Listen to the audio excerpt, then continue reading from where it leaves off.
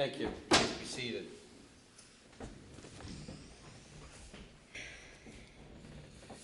Morning, Your Honor. Good morning. We're here on a couple of files. The State of Washington, who's present through Ms. Nugent as their attorney, and John Smith, who's present with his attorney, Mr. Downs, cause numbers 13-1010623. And in addition, cause number 13-1010356. The one case, the first one I read, the 1062-3, had been set to begin trial today. And I don't see any paperwork in here, but I'm assuming since we didn't commence the trial, that got continued. Is that? It was continued on Thursday, Readiness. Okay, that's. And then the other matter, the 1035-6, is scheduled to start trial next Monday. That's correct, Your And Honor. I see a motion here by the state. We'll come back to this in a moment to continue that trial that's currently scheduled. First, I have a couple things I wish to file with the clerk on these, and then here's a copy of what I'm filing for each of the attorneys. Actually, can you give me the originals back? No, the originals. I'll give those back to you. If you guys can take these. This is a letter that I feel I had to make a record of. I received from Mr. Smith. And since I received it, I'm causing it to go into each file as well as to counsel. I looked through it. I didn't look at it really in depth. It appears to be more of a request for consideration of release, but then it also talks about some of the charges that are pending here. The reason I've called this case here today is my office became aware of that Mr. Smith is seeking to exercise his right to represent himself and not have Mr. Downs represent him. First, Mr. Smith, is that accurate? Yes, Your Honor. Okay. And since that request has been made, you've had time to think about this. Are you still requesting this? Yes, Your Honor. Is it that you just think you want to represent yourself, or is it that you think that Mr. Downs is not doing an adequate job for you? It's more that I believe there's been ineffective counsel, Your Honor. It's been almost 10 months since these charges were filed, and there's been multiple requests I've made to advance the investigation and prepare for trial or a plea, and virtually none of those requests have been heeded. So let me pin you down here. And by this, I'm not even necessarily at all agreeing with your summation, but are you requesting to represent yourself, or are you requesting to have new counsel appointed for you? I'm not sure yet at this moment. Well, I know that we need to get sure. Trial is in basically 5 days, unless it may be continued, but that's part of my decision-making process. Is I'm not in favor of further continuance. I think it's been long enough, so I'm ready to go to trial, and if it needs to be pro se, then that's what I'm in favor of. okay. If I did, and I'm not saying I would or anything, I'm just talking in general terms here, new counsel for you, new counsel would have an automatic right to come in and seek a continuance. And understandably, no attorney wants to learn, in 4 days they're going to trial on an attempted murder. Does that make sense? I understand that, and part of my concern is that I fundamentally believe this is not an attempted murder case, and it's been inflated to that due to misinformation, and I'm strongly convicted about that, and for that reason I just feel like it's either time to go to trial on it or reach a plea for assault charges that were initially filed. Okay, well, I understand that that's always a possibility of entering a plea. By me saying that, I'm not suggesting you should be. You sit here with the presumption of innocence that the state has the burden of proving otherwise beyond a reasonable doubt. So let me go through a few things with you here. The one case when did it get continued to the criminal impersonation? I don't have that in the file. May 1st for readiness, May 5th for trial.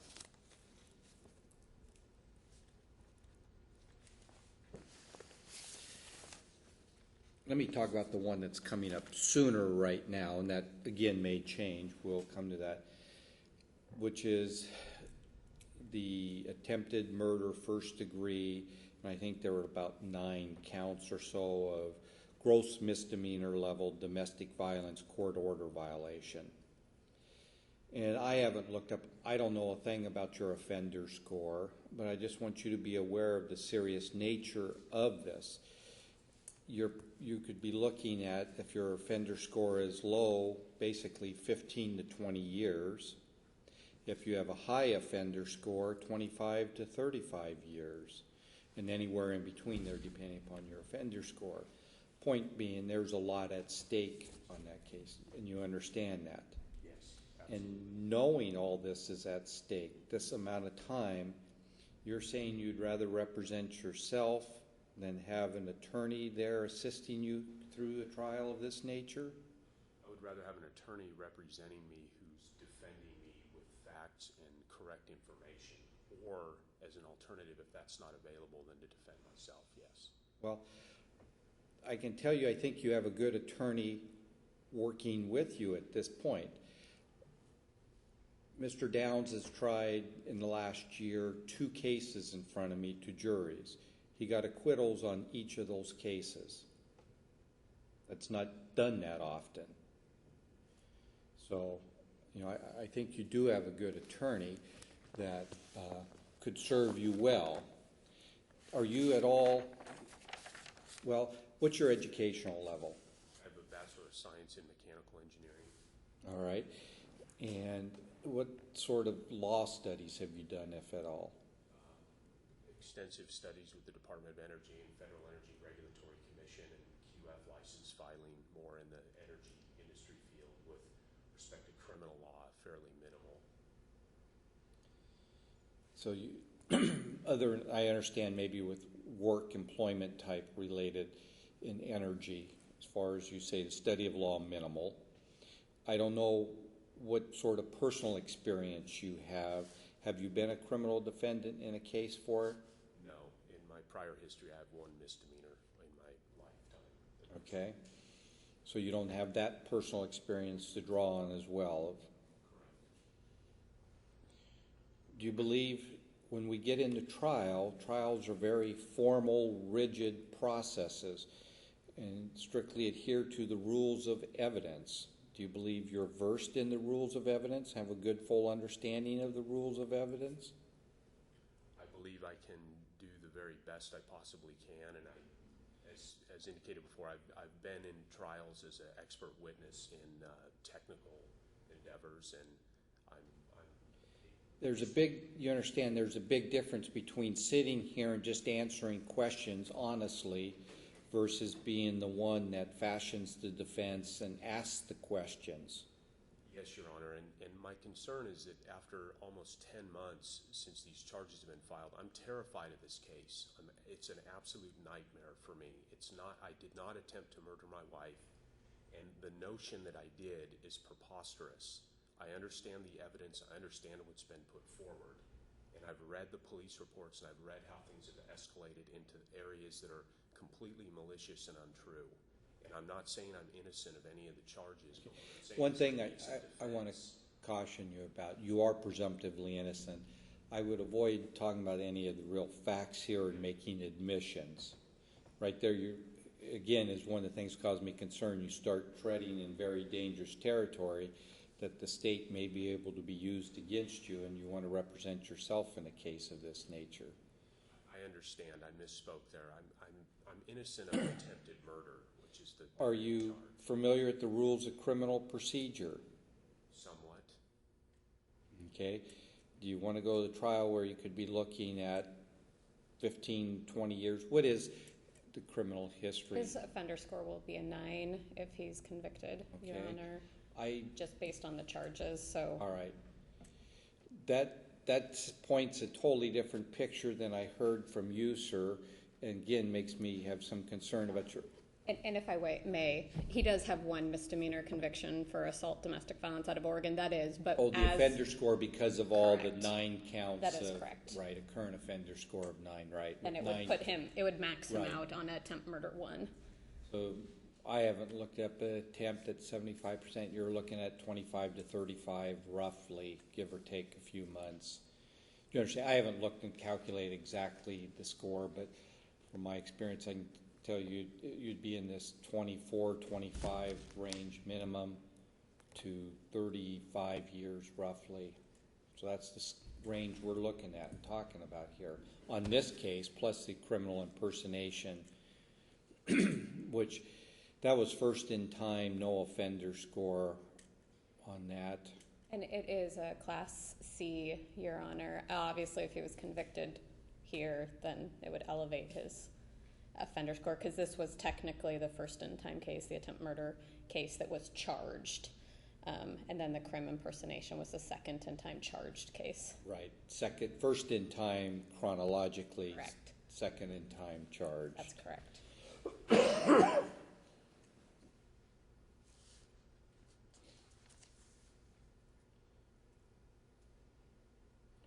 Have you ever had any experience asking questions in the right manner pursuant to the rules of evidence?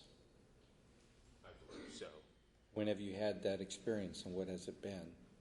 Again, with respect to energy issues and energy facility licensing and So testing. you ask questions in a trial? I have before, yes. How did that occur? Normally, only attorneys can be asking questions at a trial. I was asked to frame some questions for an attorney to ask, and then I served as an expert witness as well. Do you think you have experience in making objections in trials? Here again, you're going to have to, we don't have what we call speaking objections because the jury's here. You're going to have to be able to say very short, succinct, I'm objecting hearsay, I'm objecting lack of foundation. You're not able to go say, well, they haven't got questions about this or this or this. It's just very these kind of... I believe relative to this case, I'm understanding what took place and have a keen sense of what actually happened. And I understand factually you're there, but I'm not talking about knowing the facts. I'm talking about knowing the law to make the proper objections. Because many objections, if they are not made at the time of trial, that you could have, they're deemed waived. In other words, you can't raise that issue excuse me, on appeal. You understand that? yes, I understand my shortcomings in this nature. I've been also during this time working on retaining other legal counsel, but due to the no contact order, I have not been able to access any of my assets, which I may not even have anymore. And one of the concerns I've had was the radically escalated bail amount in December when my legal counsel was not even present. And part of my endeavor here was to, at least before you, Your Honor, to ask for a bail reduction as well, or a bail reduction hearing. My bail was escalated over 26 times while I'd been incarcerated. And it was based on information of Do assets. you anticipate having to file any motions between now and the time of trial? Of course, if the trial comes up on Monday the 17th, most likely not. Have you ever participated in any sort of suppression motions? No, sir.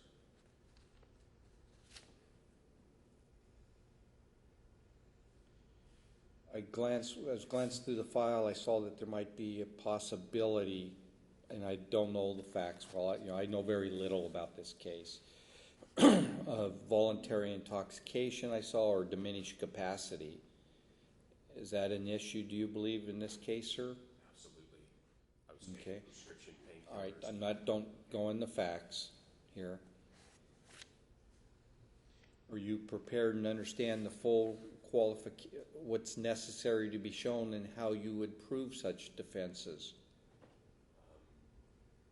I worked as diligently as I can with limited access to the law library to understand those definitions.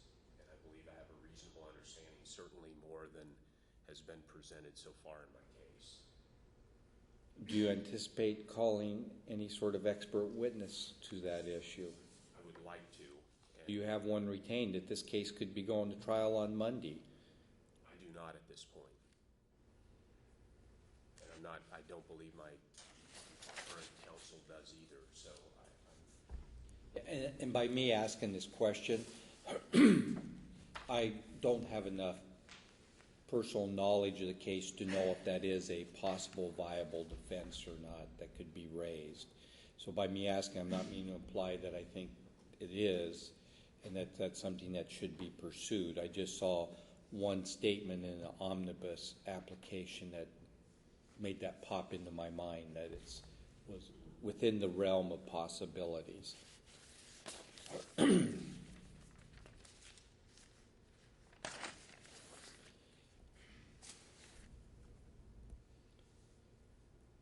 Let's talk about the continuance. And the reason I'm shifting to the continuance, I think I have, by the answers that you've given me, sir, is I think that may have impact on which path you want to go down. So I think it's fair not to close off any paths for you.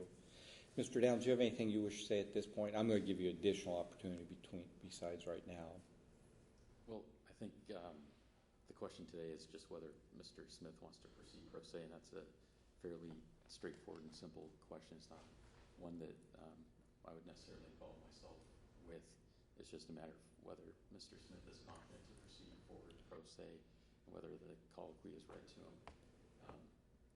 In the event that the case gets continued, I'm sure Mr. Smith would prefer to have another attorney assigned to his case. I think we're probably at the point where that would need to occur. I know it's in Mr. Smith's best interest to have an attorney represent at trial. So that part depends on how the court rules on the state's motion for continuance. Let's hear the motion for continuance now. Thank you, Your Honor. And just to kind of set the playing field, while this case, the incident did occur in June, the defendant was FTA on warrant status nearly 6 months here when he was taken by Oregon on a no bail hold they had and incarcerated there for 180 days. So it wasn't a case that Mr. Downs and I have had since June and have been working on. He had FTA'd on both of the cases. So that's something I think that is important to know. When he was transported back here on our warrant in December, it was at that time we appeared before Judge Clark. We'd had new information about 4 days after the original charges in June were filed that this was going to be elevated to an attempt murder. We didn't have the information at the time he was booked initially. So we had the new charges. The defendant was aware of them. Mr. Downs had communicated to Oregon that these were the charges. Everyone was aware that it was coming. We're waiting to file until he came back to Washington.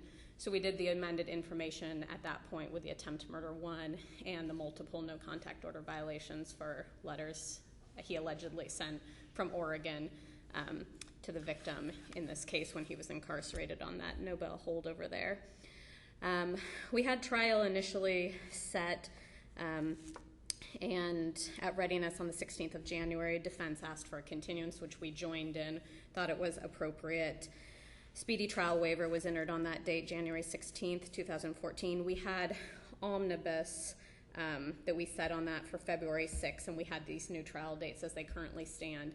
The day before omnibus, I got word from one of my witnesses, Skylar, who was the first person to find the alleged victim in her state following this incident. It's the daughter of the alleged victim, that she was going to be unavailable the week of the 17th. I relayed that to Mr. Downs the afternoon before omnibus, and I said, do you want to handle this tomorrow? You want me to cite it in? He said, why don't you cite it in? So we handled omnibus. I cited it in for the 25th of February, appeared on that date, and Mr. Downs had been quite ill as I understood it. Ms. Greco appeared on his behalf and wasn't really prepared. She wasn't very aware of what was going on in the case. She said, I didn't know Mr. Downs was going to necessarily be out today, so we agreed to strike my motion to continue at that point, simply because we were going to be picking kind of arbitrary dates at that point because she didn't know what Mr. Downs wanted to do. So this has been a motion that has been known, that's been on the table. I think she's a material and necessary witness. I think we have good cause under CRR 3.3E8 for this to be an excluded period. To add to that, Your Honor, I was in California on Friday, but I received an email or a text from the main officer, the main detective on the case, Aldridge, that her mother was going into hospice in Georgia. So she flew out to Georgia either Friday or Saturday. I cannot tell the court if she is going to be back for trial on the 17th or not. I texted her right before I came over, and it's unclear about what's going to happen in the next couple of days with this family member, but she would be a material and necessary witness as well. I think we have good cause based on Skylar being unavailable, but I do want to put the court on notice because I certainly would want not to come in the morning that we're set for trial and say Detective Aldridge is still with her family in Georgia and not available for trial. So I would ask that we reset this. It'd be an excluded period. I'm hoping maybe sometime in April, if that's available for the court. I checked with all the witnesses on my case, and it appears that a mid-April set would work. I anticipate trial would probably go, very realistically, it will be different if Mr. Smith is pro se, but my initial calculations was about 8 days for trial is what I realistically think it will take. And that is all. Thank you. Oh, I'm sorry, I do have one more thing. And I know this goes to the pro se issue. And I apologize, I wasn't aware this was on today, so I haven't had time to look at it. But if the defendant does go pro se, we would like to have a hearing forward in which we determine what discovery is provided in the redactions. As Your Honor knows, we provide unredacted copies of everything to defense. We have about 400 pages of medicals related to the alleged victim on this case, so there's going to need to be some redactions that are made before the defendant is entitled to those. And I quite honestly do not know the procedure when someone goes pro se in a case like this. It's just never occurred before, so I would like a little bit of time to look into that before defense just hands over unredacted copies of a lot of private information. Thank you.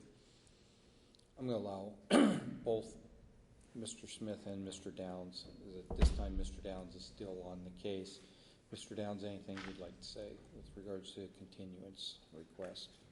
I know Mr. Smith objects to any continuance of this case, so I'll just leave it to the court's discretion. Mr. Smith, do you have anything you'd like to say? I'll give you that opportunity. One of the primary reasons why I'm terminating Mr. Downs due to what I believe is ineffective counsel is that almost 10 months later, it's apparent to me he still has not communicated with my wife, the alleged victim. Even the inference that the trial would take 8 days is astonishing to me. This is a case of two drunken adults being irresponsible, one being woken up out of bed while on painkillers, and an incident happened. It's not nearly this complicated. I've offered a plea settlement through my legal counsel on numerous occasions dating back to last summer, even one that I submitted in the court on last Thursday, a copy to both the prosecuting attorney and to you, Your Honor. Relative to the bail reduction, it's another item that I feel needs to be addressed. I was asked for my... We'll circle back to that potentially. Let's confine comments at this point to the continuance request. I would prefer not to see a continuance. It's been long enough. Some of these, even Skylar Williams, my stepdaughter, she was physically not there. I just don't understand the ongoing inference of the complications of this case. And your comment actually kind of goes to my concern about you representing yourself. I appreciate how you view the case, but I don't think you have full appreciation how the state views the case and is planning on going forward. One, with the serious nature of the charge, I recognize you don't think there's any way you're even close to that. I appreciate that. I take a look at the witness list. At this point, the state has 24 witnesses listed. Now, it's not uncommon that maybe a couple get stricken here and there during the course of trial, but 20 witnesses, 22 witnesses, and potentially up to 24 witnesses in the length of time and the involvement of this. Even recognizing by your comment that just because Skylar Williams, I think was her name, so what would she have to add? What I heard here, and I did read the probable cause statement, which is just a very sketchy outline of what the police initially think, is that her being the first one there in time may have very critical evidence for the state, potentially. Excited utterance. Because if it was close in time, I have no idea. I'm making stuff up here not knowing the facts of the case, but I could very easily conjure up a potential issue around excited utterance coming in after someone has just encountered something that injured them fairly substantially, how they might in that excited state say something. So that witness could be very critical as to setting who was present in close proximity, how much time passed. And I don't want you to reply to this. I want you to have an understanding.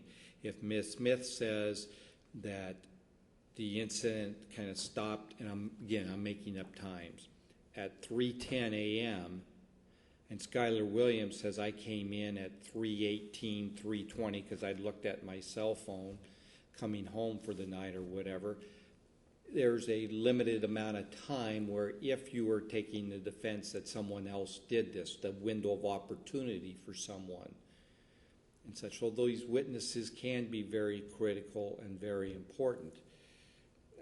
Just by your own comments, I don't think you don't portray an understanding of that. Here's what I'm willing to do, sir. I think this is too serious of a crime. You have the legal right to take it on yourself. I recognize that legal right. I don't have any problem telling you I think it would be a substantial mistake for you to do so, because what's at risk, 25 to 35 years, you may be educated and you've had some experience with courtrooms, particularly in civil matters, but there's a big difference between being your own attorney and putting yourself at that much risk. I am willing to appoint new counsel. I have a sense that the relationship, and by me saying this, I'm not saying fault to Mr. Downs, maybe, maybe not. I haven't been there throughout this, in your confidential communications with Mr. Downs, but I am prepared to appoint you a new attorney, thinking that it's so important for a charge of this nature for you to be able to openly communicate with your attorney, and I think that for whatever reason is broken down. Would you like me to appoint you a new attorney? First, Your Honor. The other thing to be aware of, I don't want to set you up here, I want you to have full disclosure. I think the state has set forth a basis of good cause as to continuing the trial on the 17th. We have one witness who I do deem as an important material witness, Skylar Williams, not available during the week of trial. We might have, there's some indication, Officer Aldridge may be available, but right now is back east due to a dying parent that's on hospice. I could see where that may turn out that officer is not available, Ms. Aldridge is, Ms. Williams is enough that I can find good cause. The question that evolves into then is how far do I continue the case out? But right now, knowing that I'm going to grant the continuance, if that makes a difference for you as well, I am prepared to appoint you new counsel if you would like. I appreciate that and the explanation. Just for one clarification, I've also submitted some confessions and plea settlement offers that apparently maybe haven't reached the prosecution or Your Honor. Well, I shouldn't get them at this point. It's not appropriate. The court should not be involved in any sort of plea negotiations. If I appoint you a new attorney, that attorney could go forth and make those offers to Ms. Nugent. They may have occurred and I don't want to know. I shouldn't be involved in negotiations. New attorney would be able to, if she's not heard them before, would be able to say, you know, my client's willing to plead to this. And that's a level of dialogue that I've been seeking, even going back to when the bail was set. So my question to you is, do you wish to have me appoint you a new attorney? If you have first decided to grant the continuous, then yes. Okay. I do think, one, the continuance is warranted. Even if you and Mr. Downs had a wonderful working relationship and you were saying we're absolutely ready to go to trial, it would be a basis, good cause to continue the trial. The difference is the length of time of continuance. Here's what my thought is. I am in the pit this Wednesday. I will appoint Ed Dunkerley.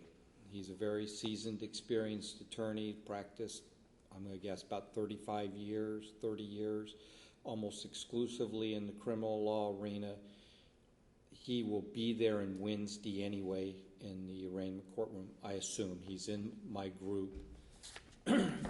Ms. Nugent, do you believe you could be there? And what I would do is hold off picking the trial date because I don't want to yank this around.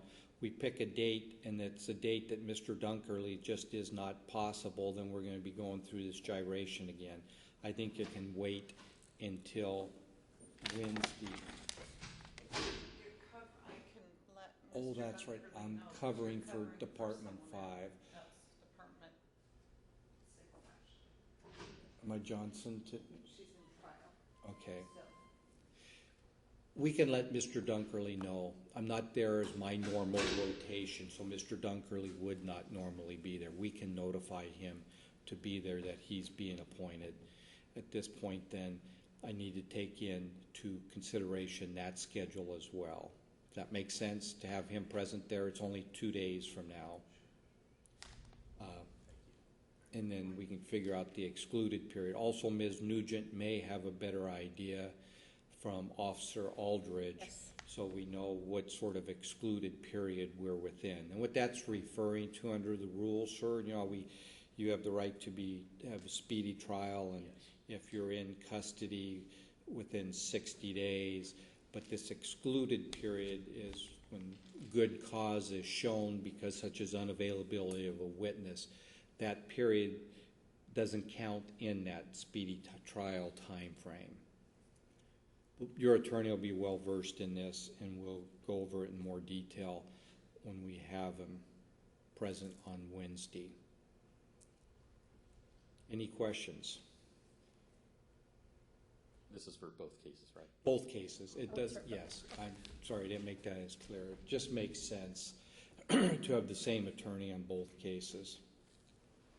And we'll verify that Mr. Dunkerley is available for the 5th of May on the one case, the criminal impersonation.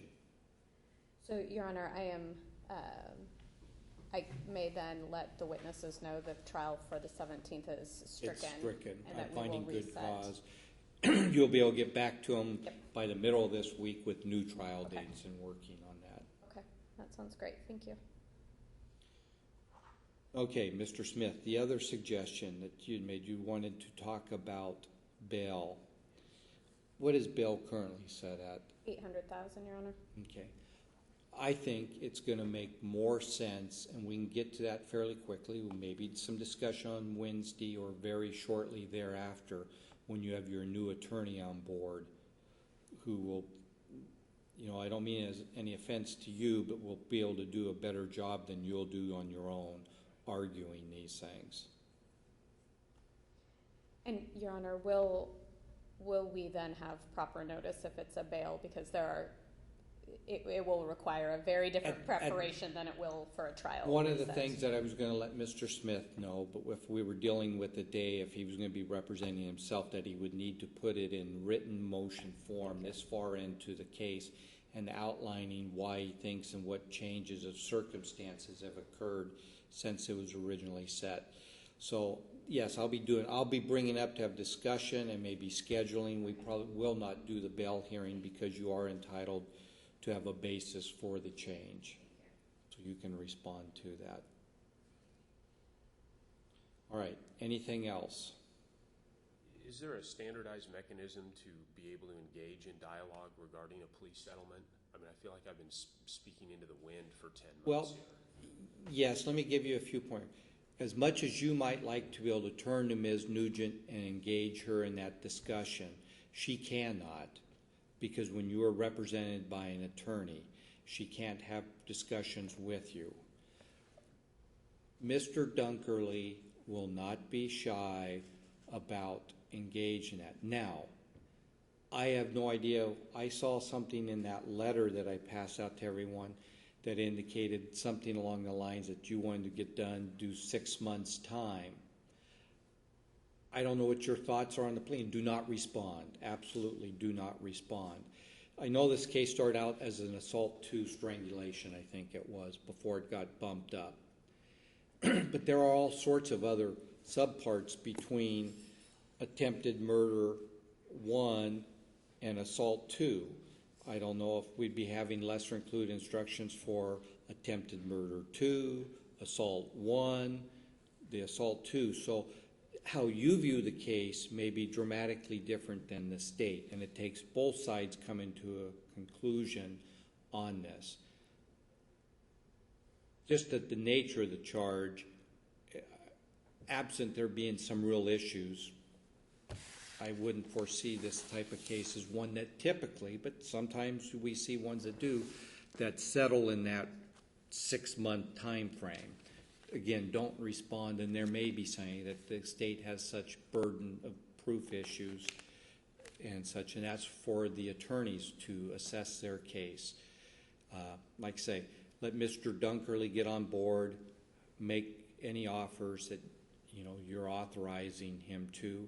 He'll hear offers if there are any. The state's not obligated to offer deals. You always have the right, and by me saying this, I'm not suggesting you should. You always have the right to plead as charged. So let Mr. Dunkerley get on board, take a look at this, and move it through the process. All right, so we will be back on Wednesday. You'll be brought over, and that's on the morning 9 o'clock docket. At that point, too, maybe we should have substitution of counsel paperwork that's entered. And if by chance Judge Johnson's trial is over by then, will it still be heard on that, or will we do a special set? We'll do a special Okay. set then. It makes sense. This case is assigned to me, not Judge Johnson. So at this point, I think I should keep it and handle things on it. So if Judge Johnson's in a attempted murder trial right now, that's the reason I'm covering for her on Wednesday. I don't know where it's at as far as schedule to be done. If she is back in the pit doing the first appearance arraignment docket, I'll set up a special set. We'll have it in front of me. Perfect. We'll stay in touch on that. Sounds good. Thank you, Judge. Thank you.